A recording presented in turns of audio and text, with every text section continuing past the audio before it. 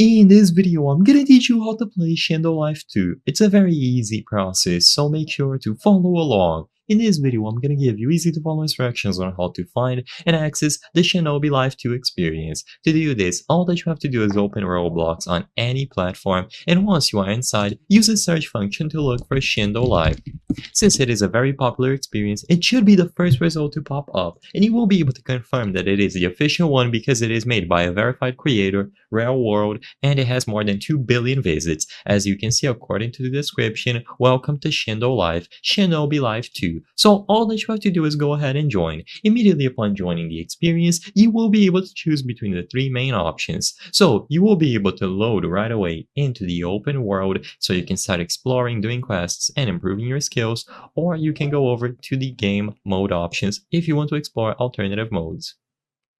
So once you load in, you will be able to choose between the 3 main options.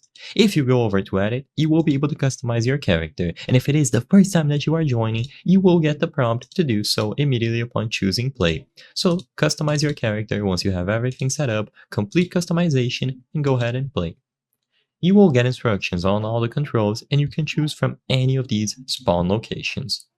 So once you are in, you will get instructions on how to play. You can use the left click for basic attacks and Q for heavy attacks, right click to block, you can dash with control shift and so on, and if you are playing on a controller, you will still get instructions on all the controls, but they are going to be wildly different. So you will be able to use various different abilities as you can see here.